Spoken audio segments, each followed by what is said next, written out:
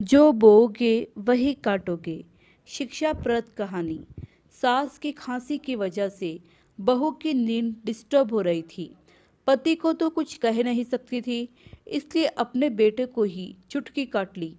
बेटा रोने लगा तो पति को कहने लगी, माँ जी की खांसी की वजह से मुन्ना बार बार उठ रहा है। पहले ही ठंड बहुत है, अगर ऐसा ही रहा तो मुन्ने की तबीयत खराब हो जाएगी। पति उठकर माँ के पास गया और माँ को ही डांटने लगा, लेकिन माँ की खांसी कहाँ रुकने वाली थी। उसे तो टीबी था। तो बेटे ने गुस्से में आकर माँ का बिस्तर घर से बाहर सहन में लगा दिया।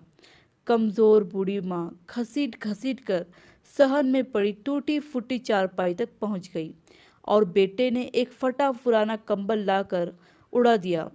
उस दिन ठंड बहुत थी। माँ कांपती रही, लेकिन खांसी थी कि रुकने का नाम ही नहीं ले रही थी।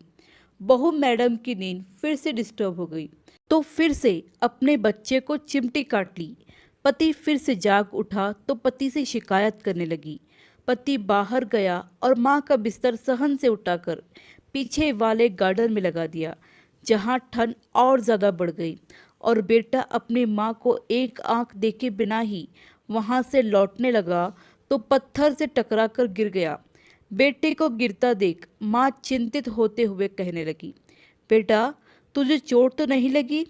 लेकिन बेटे ने माँ को कोई जवाब नहीं दिया और वहाँ से निकल आया। ठंड के कारण माँ की खांसी और बढ़ गई।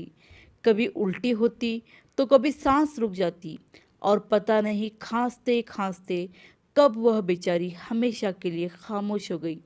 ठंड के कारण बूढ़ी माँ का शरीर पूरी तरह से अकड़ चुका था। सुबह उठकर बहू ने नाश्ता कर लिया, पति और बच्चे को भी नाश्ता करवा दिया।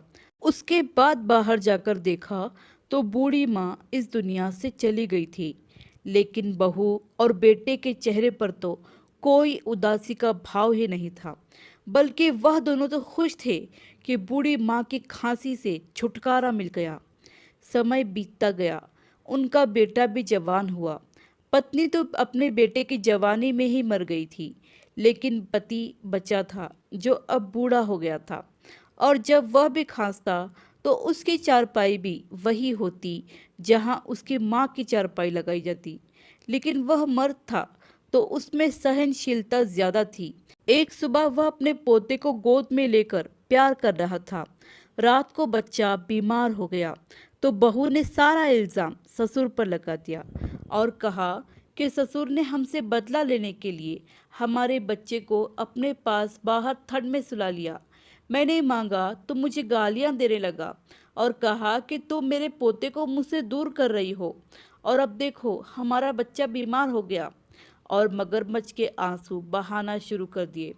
बेटे को बहुत गुस्सा आया तो उसने गुस्से में आकर पिता की चारपाई सहन से निकालकर पीछे वाले गार्डन में फेंक दी और बाप को घसीटता हुआ वहां तक ले गया।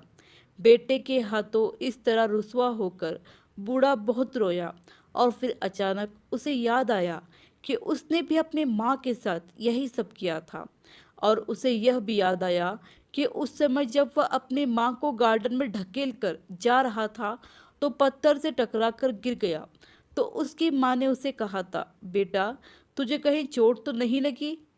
वह बूढ़ा रात भर अपनी गलतियों पर बहुत रोता रहा और अपनी माँ को याद करके पछताता रहा। और सुबह उठकर वह हमेशा के लिए वृद्ध आश्रम चला गया और सोचने लगा कि मैं भी अपनी माँ की तरह ठंड में ठिठुर ठिठुर कर मर गया तो मेरे बेटे के साथ भी वही न हो जो मेरे साथ होने वाला था। मैं अपने परिवार से दूर रहूँगा, अपने बेटे के प्यार से वंचित रहूँगा, क्योंकि मैंने भी अपनी माँ को अपने प्रेम आदर और सम्मान से वंचित रखा था और मैं इसे लायक हूँ। यही मेरी सज़ा होगी और यही मेरे कर्मों का फल। आशा करती हूँ कि ये कहानी आपको पसंद आई होगी। इस कहानी पर आपकी क्या राय है हमें कमेंट करके ज़रूर बताइए। कहानी पसंद आई हो तो लाइक और शेयर करना बिल्कुल भी ना भूलिए। चैनल पर नए हो तो चैनल को सब्सक्राइब ज़रूर कीजिए। कहानी सुनने के लिए आपका बहुत बहुत धन्यवाद।